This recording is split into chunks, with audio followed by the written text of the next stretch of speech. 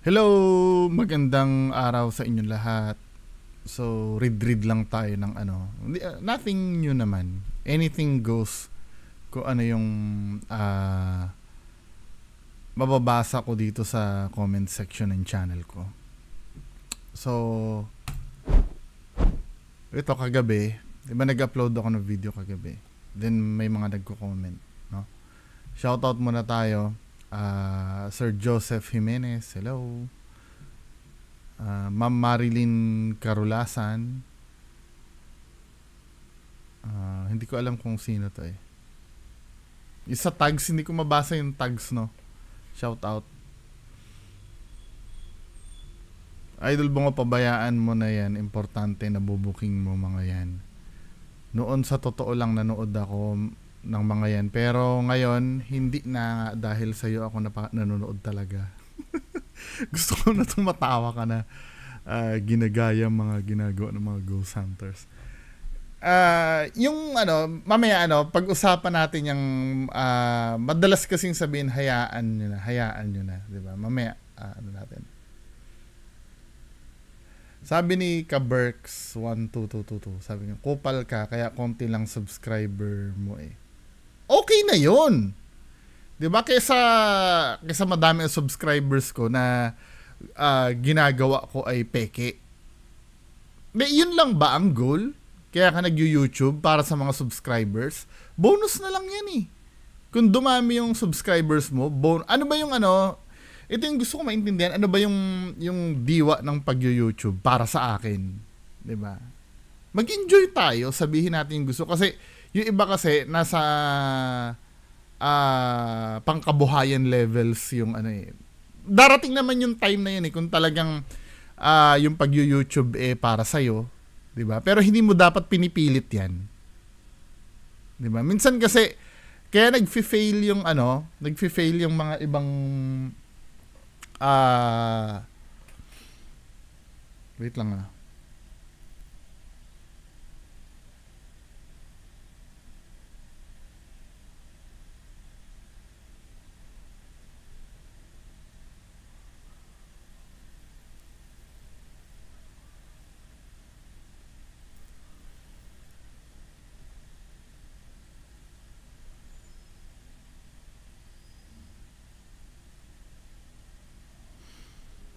Kaya nagfi-fail yung mga ibang YouTuber, napapansin ko kasi. Yan kagad ang hinahanap nila eh. 'Di ba? Hindi mo na sila mag-establish ng contact sa mga audience. Ano ibig ko sabihin? Ito yung number 1 na pagkakamali ng mga baguhang YouTuber. Maybe ako din, ganyan din ako Ito yung pagkakamali parang ang perfecto ko no. Hindi, madalas kasi pag nag-i-start na YouTube, ang gagawin nila, magvi-video yan magvi-video sa sarili nila. Hello guys, andito ako, nakatira ako dito sa bahay namin. Ito yung banyo namin, 'di ba? Panoorin niyo kung jumijebs dito sa banyo namin. Alam mo yung lahat binivideo sa sarili. Ito yung anak ko, sumasayaw yung anak ko, 'di ba? Yan ang madalas kasi paano ko nasabing pagkakamali 'yon? Unang-una naman, yung pinagbibideo mo, wala namang interest yung tao diyan eh. Diyan sa pinapakita mo na yan na ano ngayon kung sumasayaw yung anak mo na videohan mo. Hindi, wag magagalit Kasi unang-una, kung ang layunin mo ay maging dumami yung subscribers mo at dumami yung mo. Ako hindi ko sinusunod to. Ito sinasabi ko, hindi ko sinusunod to Unang-una muna, kapain mo muna yung gusto ng mga viewers. Diyan ako nagfi-fail. Kasi alam ko kasi ang gusto ng mga viewers na to, yung binobola-bola mo sila. Kasi nga hindi ko naman talaga priority ang dumami ang subscribers.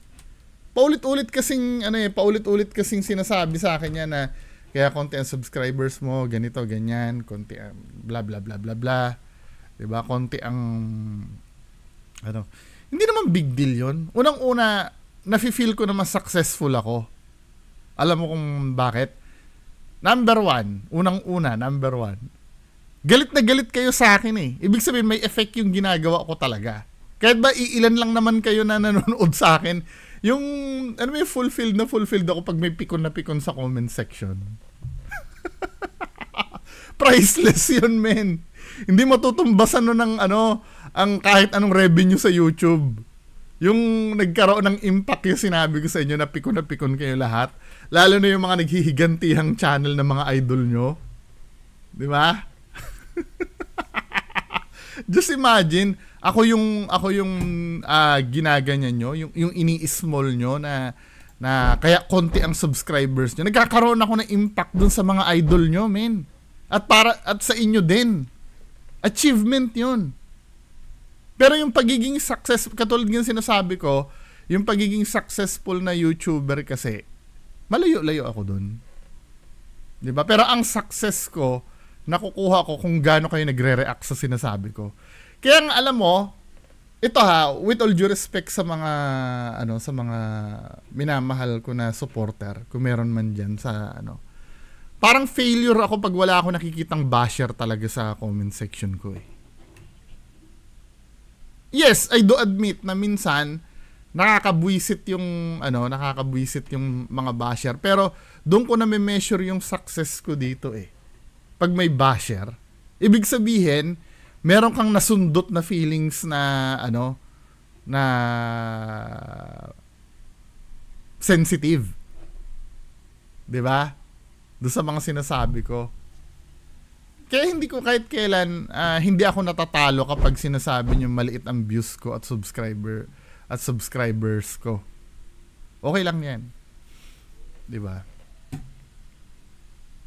Kaya nga sinasabi ko kanina, ang pagka okay yung yung YouTube channel ko, kabahan na kayo.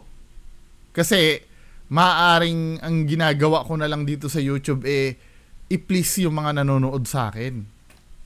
'Di ba? Kaya katulad ng sinasabi ko, kung tutuusin lang madali talagang madali talagang dumami ang subscribers dito eh. Nakita ko na talaga yung pattern. Anong gagawin ko? Bula-bulahin ko lang kung sino yung mga gusto nyo dyan. Di ba? Sakyan ko yung trip nyo. Yun ang secret dito. Halimbawa, dito naging successful si Boss Rino. Although si Boss Rino, naiintindihan ko, hindi naman kasi debunker si Boss Rino. Di ba? Si Boss Rino ay reactionist lang.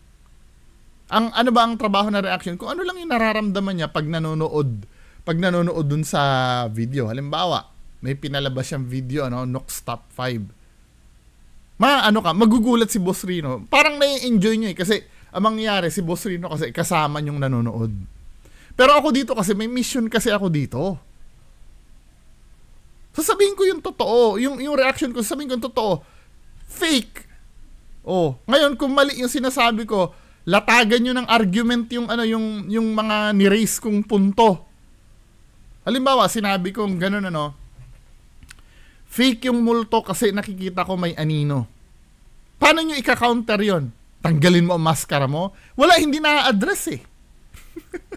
Diba? Hindi na-address eh. Maliit ang subscribers mo, wala kang views. Hindi na-address, still, yung argument ko, nakatindig pa rin.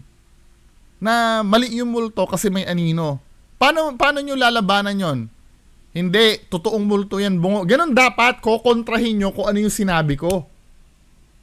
Ganon dapat ang gagawin nyo para maging makabuluhan yung pagkontra nyo sa akin. Hindi yung tanggalin mo ang maskara mo, wala kang subscriber, maliit lang ang channel mo. Hindi nakaka-apekto yun eh. So totoo lang. Kaya uulitin ko, sinabi ko, peke yung multo kasi may nakita ko anino. Ngayon, ang gagawin mo, para makontra mo ko hindi, totoo yung multo. Kasi yung anino ay isa ring multo yan. Na alam mo yon, kahit ka-bullshitan yung kaya lang, naiisip nyo kasi sa sarili nyo na wala kayo ilalaban do sa argument na nire-raise ko. Diba? Hindi nyo ba nare-realize yun? Mga tanga-tangat bobo? Na hanggang dun lang yung kaya nyong abutin, yung mumurahin nyo lang ako, sasabihin nyo na, na mag-explore ka. Come on, di ba? Tataka nga ako eh, yung mga mismong pinagtatanggol nyo, hindi makapalag sa akin, tapos palag kayo ng palag, hindi nyo alam ang sinasabi nyo eh.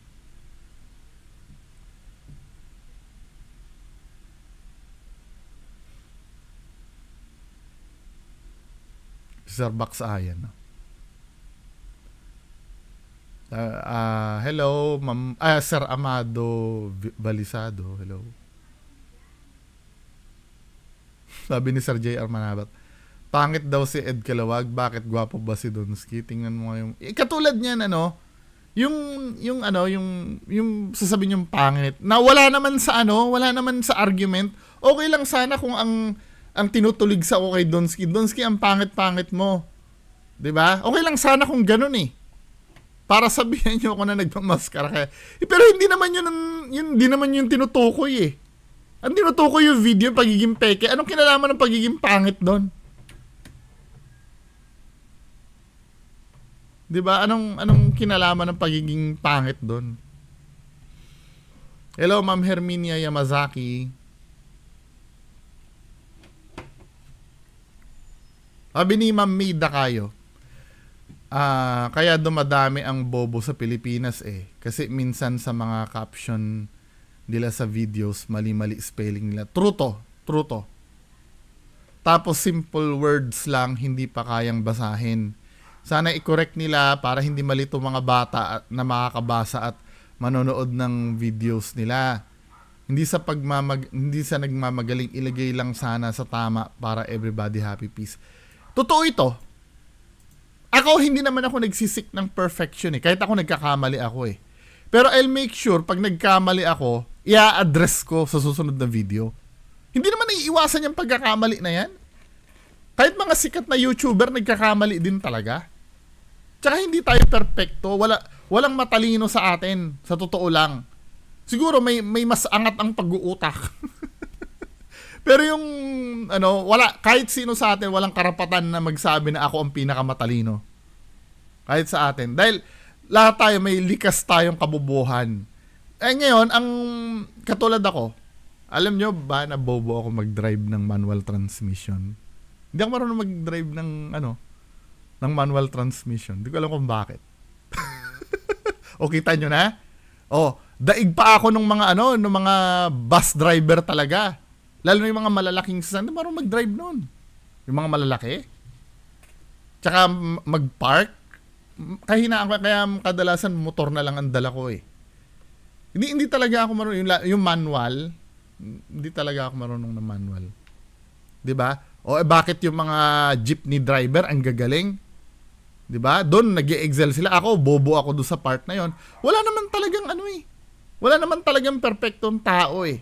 Kaya nga, ang sinasabi dito, kung yung sinasabing kabobohan ba, para sa akin kasi, may definition yun eh. Yung kabobohan eh. 'Di ba? Yung pagiging, pagiging bobo, quote-unquote bobo, o yung, para hindi maging redundant, babaguhin ko yung term. Ignorante na lang pala. Yung ganito kasi ang tunay na bobo. Kasi yung salitang bobo kasi, pag hindi mo alam, parang expression na lang yan eh. Wala naman talaga, in reality, wala naman talagang bobong tao.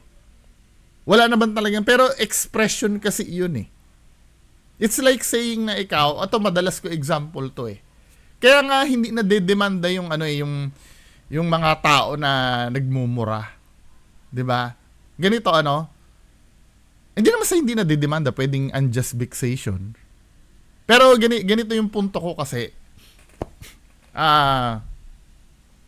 Kapag sinabi kong putang ina mo, 'di ba? Expression lang kasi 'yon. Expression lang 'yon. Totoo bang puta ang nanay mo? Hindi naman eh. Hindi naman expression ko lang yung putang ina mo, napakasinungaling mo. 'Di ba? Hindi naman talaga puta ang nanay, expression 'yon. Naigigets nyo ibig ko sabihin? Wala naman talaga, I'm so sure sa mga nakakaaway ko, wala naman talagang puta ang nanay eh. Alam niyo na ba pag niliteral mo, alam mo naman yung meaning ng puta, 'di ba? Bayaran na babae 'Di ba? Wala namang ganun sa, pero nakakapagsalita tayo ng putang ina mo. Anong sinasabi ng ng court diyan? Hindi mo pwedeng idemanda ng paninirang pure yung taong nagmura sa iyo ng putang ina. 'Di ba? Parang ano kasi yun eh, yung parang mumuray mo kasi siniraan yung nanay mo. Hindi pwede yun.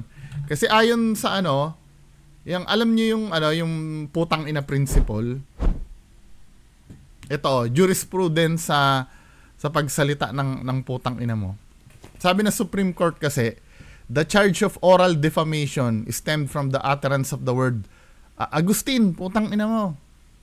'Di ba? Kasi ito yung jurisprudence doon eh. This is a common enough expression in the dialect that is often employed not really to slander but rather to express anger or displeasure. 'Di ba?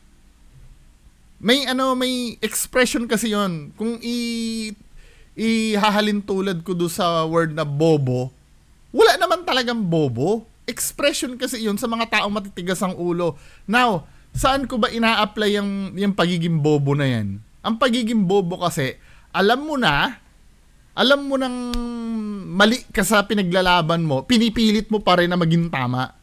Para sa akin, subjective ha, para sa akin, bobo na yon. Napaka-bobo mo naman, men, talaga. Alam mo naman, peke yung idol mo, ilalaban mo pa rin, uutusan mo pa rin ako na pumunta doon sa lugar, or mag-explore. Hindi ba pwedeng relayan mo yung video na napanood mo, na yung iyak doon sa video, halimbawa, doon sa isang video ni Sardonsky, yung iyak doon ay peke, na sound effect lamang, tapos ilalaban mo pa talaga, men. Ano bang klaseng utak yan? Yun ang matagal kong gusto ipamuka sa inyo. Na yung mga yung mga kababayan, kalimitan sa inyo, mga OFW kayo, hindi naman talaga kayo tanga eh. Kaya nga kayo nakapag-ibang bansa eh. Meron bang tangang makakapunta sa ibang bansa? Wala. Pero ang nangyayari kasi, ginagawa niyong tanga at bobo yung sarili niyo para din sa mga taong ito. Ano ba yung dahilan? Dahil naaawa kayo sa kanila? Putang ina, paano kayo maaawa dyan? Laki-laki ng kinikita na mga yan. Di ba? Mas maawa kayo doon sa mga nagpapadala dyan ng pera. Na hindi nila alam na ginagago lang sila nung pinagpapadalhan nila ng pera. Di ba? Katulad nun, may mga ito yung sinasabi ko. May napakinggan ako kahapon. Hinihingi ko kasi yung screenshot. Wala akong makitang screenshot.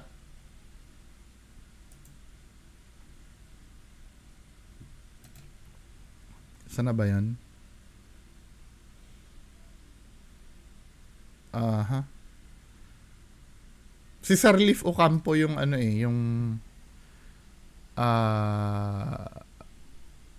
ko dito eh.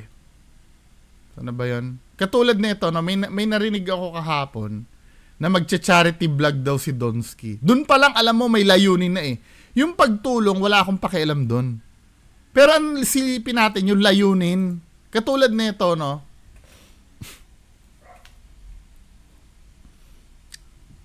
lang natin, buksan lang natin to. Bagal, men.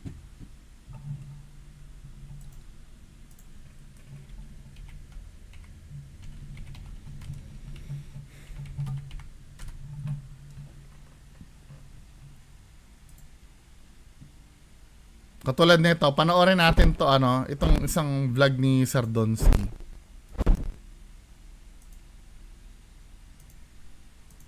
Napakabagal ng internet ko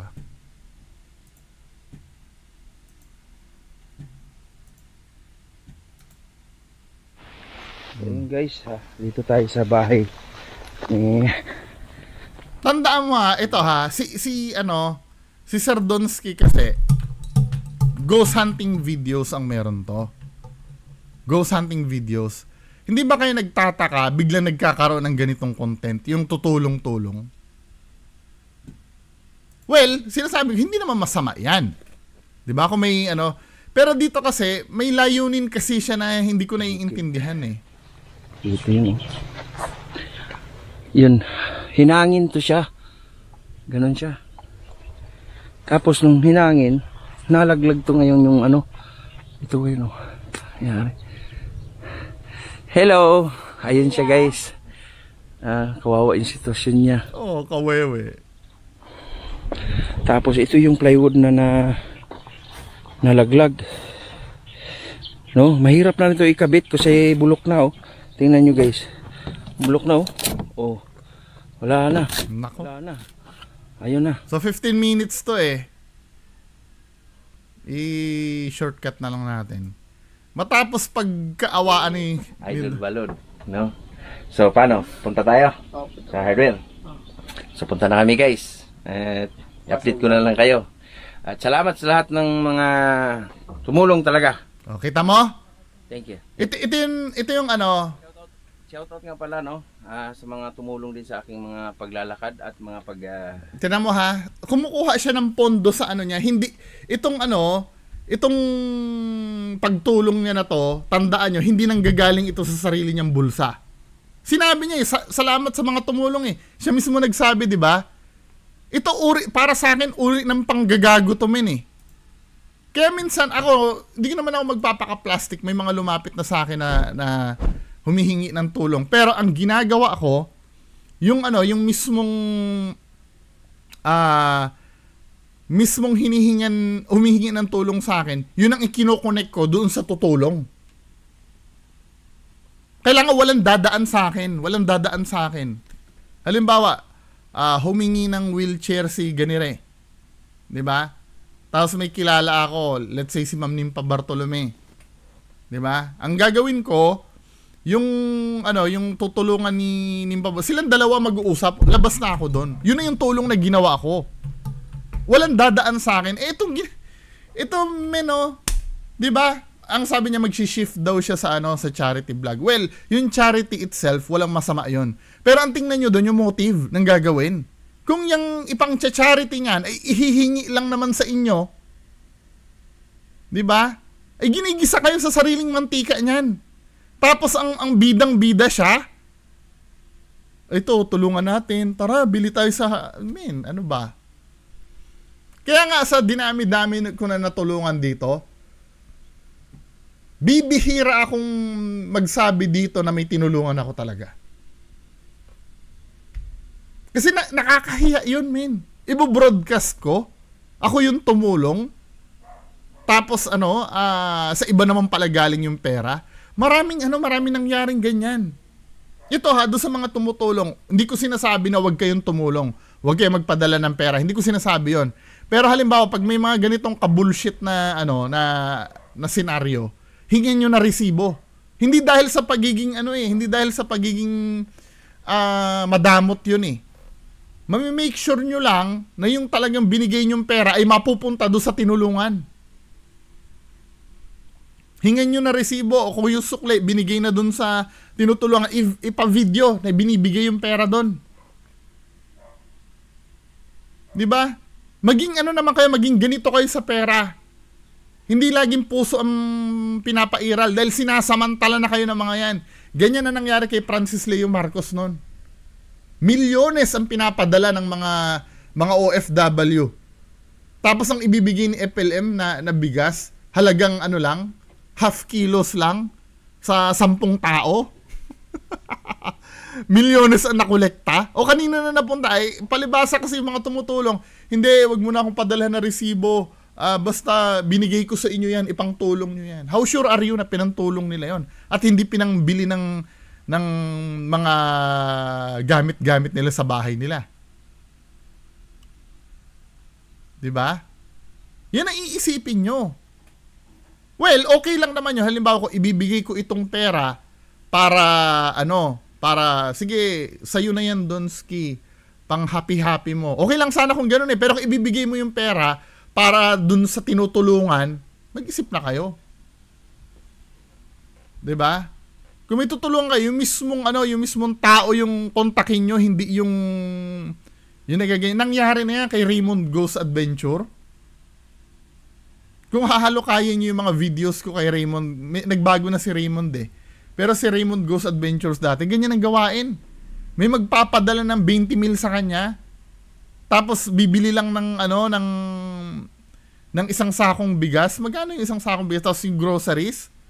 Wala pang 2,000 yung yung ibibigay dun sa tutulungan. At yung tutulungan pa niya, hindi naman talaga yun yung bahay.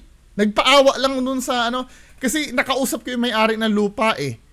Yung pinapalabas ni Raymond Ghost Adventure na mahirap doon, yung nakatira sa isang... Ginagawa ko yung tanga. Ito ha, makinig kayo sa akin. Parang ganito. Ganito. Just imagine, asa na ba yung video na yon? Parang ganito. Maniniwala ba kayo, mga kababayan ko, na ito ay talagang bahay? Or yan ay pahingahan lang ng ng mga trabahador sa bukid? Hindi ko sinasabing ito, pero confirm kay Raymond Ghost Adventure, yung pamangkin ni Henry Ghost TV, ang ginagawa niya, sa isang lupa doon, meron kasing ganitong bahay eh. Ito yung bahay na yon, pahingahan lang yun ng pahingahan lang yun ng mga trabahador. At yung matanda na doon, caretaker. 'Di ba? Yung matanda caretaker doon sa Ngayon nakausap ko yung may-ari ng lupa. Ang pinalabas ni Raymond Ghost Adventure, yung bahay na pinapakita, yun talaga yung bahay talaga daw. Yun daw talaga yung bahay nung matanda. Pero nung nakausap ko yung may-ari ng lupa, tao pala nila yung matanda. Binibigyan nila may TV pa nga daw yung bahay eh. May kuryente pa nga daw yung tinitirhan eh. Nung matanda. Pero ang pinalabas ni Raymond Ghost Adventure, parang ganito. Na kawawa, ito lang yung bahay, di ba? Kayo, mga kababayan ko, yung mga kababayan kong galing sa hirap sa probinsya, maniniwala kayo, probinsya ganyan ang bahay, na kitang-kita nyo naman, ito obserbasyon ko lang ha, kitang-kita mo naman, kaya kaya mataas yung bahay na yan, para makita ng maayos yung lupa. Ibig sabihin, para sa to eh, pahingahan to or sa bantay to eh. Well, kung mali ako, di mali ako, Pero, there's something fishy na ganito yung bahay. Yung ganyan. I don't believe na yan mismo yung bahay. Tapos tutulong-tulungan nila, magmamakaawa na ganyan. Okay lang, kasi may din naman yung may kumutan. Tama, may Gcash na agad, oh. Ito yung kahipokritohan nito. Tutulong si Donsky. Ito ha, hindi ko hindi ko pinupuna yung hindi ko pinupuna yung pagtulong. Maganda naman talaga ang pagtulong. Pero ang pinupuna ka dito yung pang-uulol sa inyo. Tutulong si Donsky, 'di ba? Pero yung GCash, ifa-flash diyan sa kanya yung GCash na yan. Sa kanya mapupunta yung pera, control niya kung magkano lang ang ibibigay niya dito. Pinagkakakitaan niya to. Gising. Diba? Sa itsura niyang yan ba ang titira dyan sa Tingnan natin loob ng bahay. Eh wala nga CR yan eh. So anong diskarte nyo? Tinabilan lang to ng ng good shot. Pero Hindi tayo makita kapag natutulog. Pero ganyan? Bahay, ganyan mismo? Saan ka magluluto dyan? May bigas ka ibibigay dyan? Ilagay mo nga. Tanggalan sa patay. Okay, ilalagay.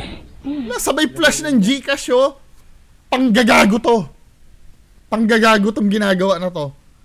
Kung gusto talaga makatulong yung sa pagbablog sa pagtulong, it's another story eh. Wala naman akong tutol doon eh. Pero kung gustong tulungan ni Don, dapat hindi nang hihingi sa inyo. Siya yung tutulong eh. Bakit pang hihingi sa inyo ng pera? Kayo, bahala kayo, no? Magpauto kayo. Hindi ko kayo pinipigilan magpadala ng pera dyan, ha? Hindi ko kayo pinipigilan. Bahala kayo.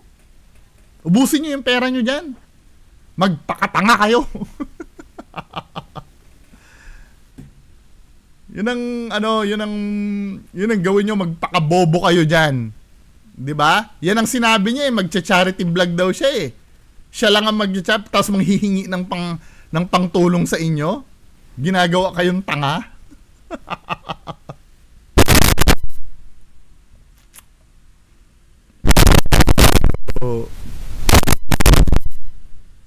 Okay, tuloy tayo. Hanap pa tayo. Meron akong gustong ano dito komentan Sabi ni San Daniel, taga Mindanao naman ako, pero kitang-kita naman na peke ang ginagawa nila. Tama? Yung taga doon na mismo. Ay, ba't yung iba nagpipilit ng ano? Sabi nga, bakit daw parang may pusa, rinig nyo ba? Pusa ko po yun, may pusa po ako. 30 po yung pusa ko.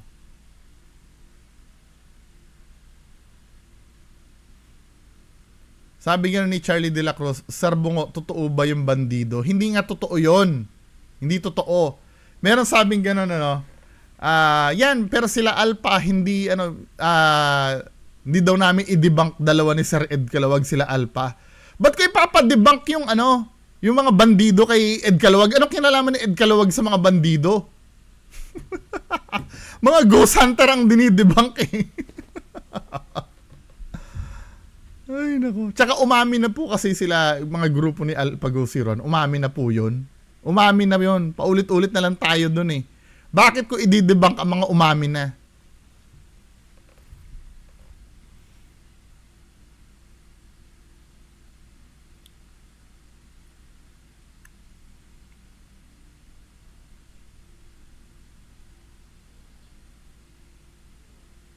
Sabi nga nito isa, sunod mo ilagay mo sa thumbnail mo scam. Scam na ha. Para tepok na sila tuluyan mga faking goat. Kulangot ha. Kaya hindi ako gumagamit ng ng word na scam. Most of the victims kasi nito mga to, hindi umaamin na nabiktima sila Still naniniwala pa rin sila So para sa kanila hindi pa scam 'yon. Ang may karapatan lang na magsabi, para sa akin ang karapatan lang na may magsabi na scam 'yan yung mga nabiktima talaga. Kaya hindi ko ginagamit yung word na scam. Budol lang. Hello, Sir Speedy. Dito mo malalaman kung hanggang saan ang intelihente ng isang tao. Kaya nga 3 klase o class sa English. From high, medium at low class ang intelihente ng isang tao. Itong supports ng mga peking ghost hunters nasa low class intelihente. Ito katulad na naman ng balikan nga natin yung napag-usapan kanina. Hindi naman nilalait kasi uulitin ko, wala naman talagang taong perpekto. Kahit ako nagkakamali, kayo dito sa vlog ko, nagkakamali din ako. May mga nasasabi ako na feeling ko totoo pero hindi naman talaga. Pero I'll make sure sa susunod na vlog ko, pag napatunayan kong mali yung sinasabi ko, babawiin ko talaga. Kasi delikado yun Kapag nagkalat ako ng isang bagay na hindi totoo at nalaman pala na hindi totoo, yari ako nun. Credibility ko nakataya nun. Kaya uunahan ko na yung mga tao na i-correct yung sarili ko. 'Di ba? Kasi part ng ito bakit mo pinupuna yung perfecto ka ba yung pag-pronounce? Yung mali-maling sinasabi. Bakit mo ikaw ba perfecto ka ba? Hindi ako perfecto.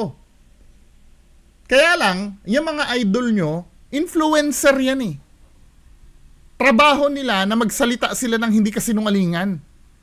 Kasi dahil sa kanila, pag nagsalita ng kagaguhan yung mga yan, na pinaniwalaan ng yung alimbawa, si Donsky, may subscriber siya na 300,000, alimbawa. Kapag sinabi niya na ang ghost ay Shilo, yung 300,000 na yun na rin ang paniniwalaan. Na-impluensya na yun At yung 300,000 na yan, pag nagkwento yan sa ibang tao, yun din ang sasabihin yan. Ayon doon sa influencer na napanood nila. Nagigets sa ibig ko sabihin? Kaya dapat mataas ang standard nyo. Kapag nagkakamali, i-correct nyo. Katulad ng mga matatalino kong supporters. Pag nagkakamali ako, kinukorek talaga ako. Di ba? Sa akin, hindi offensive yun. Kung i-correct nyo ako, kung talagang mali ako, hindi offensive yun. Kasi tutulungan nyo rin ako nun Paano kung halimbawa may sinabi ako dito na mali pala? Tapos kumalat. Responsibility ko yun bilang influencer. Yan ang wala sa mga nyo, sa mga idol nyo. Na mga mukhang pera. Tapos ako pa daw yung gusto mo lang kumita, diba? Kung gusto kong kumita nga, hihimurin ko ang puwet ng mga idol nyo. Dahil gugustuhin nyo rin ako nun, dadami din ang subscribers ko nun. Si Boy Tolongges, Paps, nag-PM ako, hayaan mo hinayupak na comment sa'yo ng mga bobong supporter ni Donsky. Tara, pagbigyan natin request. Isa rin to Ano rin to si Boy Tolongges, maglibot tayo sa sementeryo. Ayoko nga.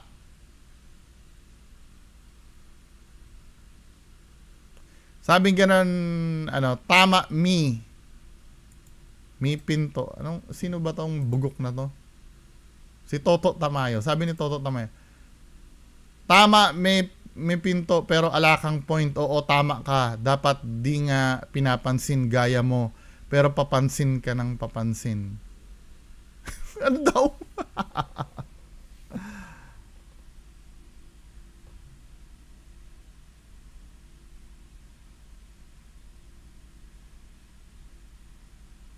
Ay nako, hindi ko magets. Magulo siya. Then biglang idol niya na daw ako.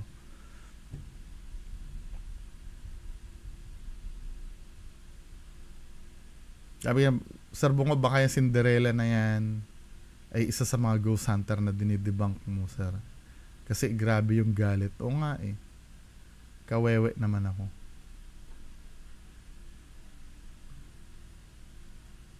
Oo, baka si Bimbi nga yun. Yung comment sa akin. Baka lang naman. Ito na curious. Ayoko na nga lang.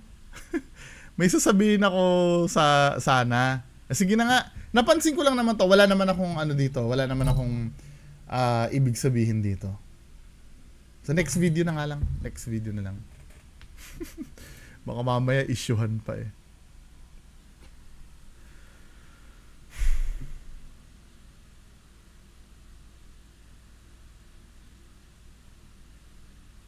Merong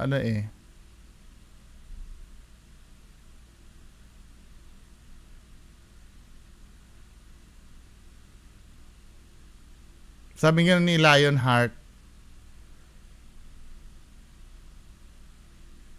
sabi ni Bornok Borha, bakit yung kulay ng bungo INC tapos may cross yung kontrahan? Hindi, yung kalahati, nasaan ba yung mask ko na yun? Para maintindihan nyo kasi isang mask ko na kalakalahati. Ito Mexican flag. Si Rey Mysterio po kasi hindi INC to, ano ka ba? Sabi niya gano'n, INC yung kulay, pero may cross daw sa noo. No, ang sinisimbolize nito, Mexican flag. Mexican flag yung kulay nito. Catholic ang religion majority sa Mexico, di ba? Tapos sa likod kasi may skull, may bungo kasi sa likod ng ni Rey Mysterio. Hayaan nyo, magpapagawa ako ng mask na unique sa akin kasi nagiging synonymous ako kay Rey Mysterio babaguhin ko yung mask ko pagdating ng panahon. Sabing gano'n ni Lionheart 24. Sir Bungo TV, what if ikaw maghamon kay Donsky na siya pumunta sa isang legit na lugar na haunted dito sa Luzon? Kakasakaya siya. Live pa nga lang hinahamon ko na. Hindi niya na kailangan gumastos. Ito sa mga supporters ni Donsky, hindi niya na kailangan gumastos. Ang gagawin niya lang, uupo lang siya, i-click niya lang yung link na maghaharap kaming dalawa. Yun lang. Bakit kailangan pumunta ka pa uli ng haunted house? Diba? Haharap na nga lang sa akin, hindi na kaya Hello, Fernando Abilo.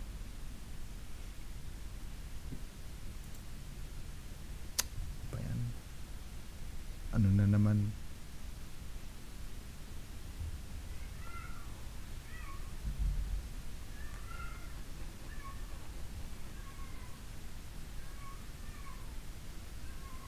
Bakit yung babaeng puti sa likod niya di niya nakita? Ito, madalas to sabi ni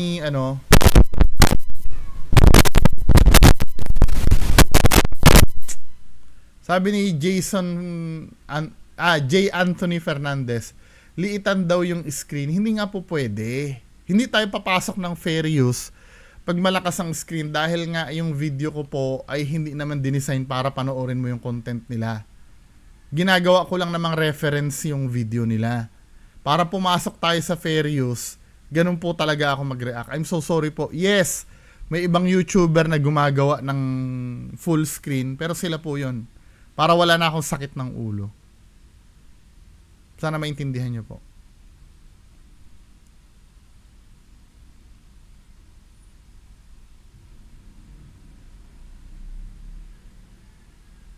Sabing ganon ni ni Ma'am Yvette.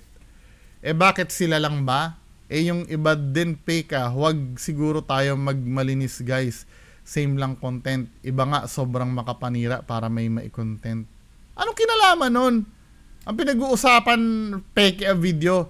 At yung definition mo ng ng paninira. Ano ba 'yon? Matagal ko nang tinatanong 'yan eh. Ano ba ang kwalifikasyon para sinasabi mong naninira?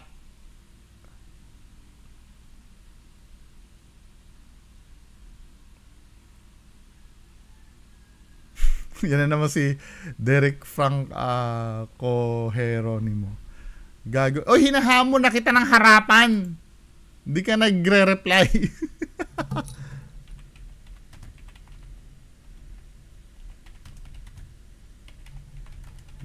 Live. Hinahamon na kita ng live. Hindi ka nagre-reply.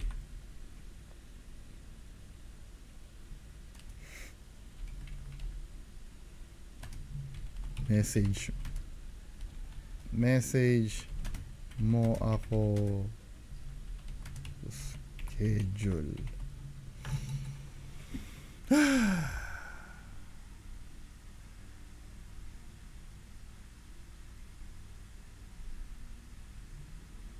Ito sabing ganon nung paulit, lalo na to Love God na to. Itong bugok na Love God na to. Nabubuisit ako dito, men eh. Ang hina talaga ng ulo nito eh. Sabing ganon, yan. Wala na. Sabi ni Love, ito, nag-start muna dito eh. Sino ba tong, na to? Ito yung last na to bago ko i-end yung Si Aze Enof. Kung sino man yan, Ang sabi niya, pabayaan mo yan bungo, wala ka ng paki dyan. Nasa tao ba yan? Nasa tao na yan kung gusto nilang manood sa video ni Donsky, okay? Itong kinakatampo ko, bakit yung mga manonood sa akin hindi nyo pabayaan? Nasa tao na rin naman kung may manonood sa akin o hindi, di ba? At ano sa tingin mo sa akin, hindi ba ako tao? Pabayaan mo yung bungo. Sino nagsasabi na Sino nagsasabi na kailangan kontrolin mo ko? Karapatan ko to eh. Nilabas niya sa public yung video na yan. May freedom of expression tayo. Hindi nyo pwedeng kunin sa akin yon. Kapag gusto kong obserbahan na peke yung ginagawa niya, gusto ko sabihin na peke. Wala kayong magagawa doon. Unless mag-cite kayo ng batas na bawal ang ginagawa ko. Yung argumento mo na nasa tao na yan kung gusto nilang manood sa mga video ni Donsky. Paano ako? Hindi ba pwedeng nasa tao na rin kung gusto rin nila akong panoorin? Bakit yung idol mo lang ang pwede? Nakakatampo. Pabayaan mo bungo, wala ka ng paki dyan. Di ba? Yan ang madalas na sinasabi. Pero sa akin may paki kayo. Hindi nyo ako pabayaan. Kabulshitan. Tapos ito Love God na to. Sabi gano'n na itong bobong Love God na to. Oo, bobo to eh. Kahit fake o totoo, part ng entertainment. Hindi nga nila tinatanggap yung paliwanag mo eh. Pinagpapalagay nga nilang totoo eh. Paaminin mo yan, hindi ko pakikialaman yan. Di ba? Tapos just let them. Ako hindi pwede? Hindi mo ako pwedeng hayaan? Yang idol mo lang ang pwede? Ano yan? Yan ba yung may-ari na YouTube?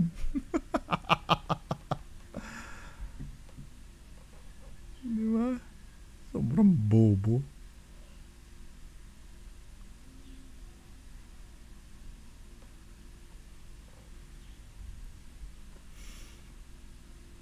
Yan ang madalas, hayaan na lang daw, hayaan na lang. Anong dahilan yan? Hayaan. Pero ako, hindi naman ako hinahayaan.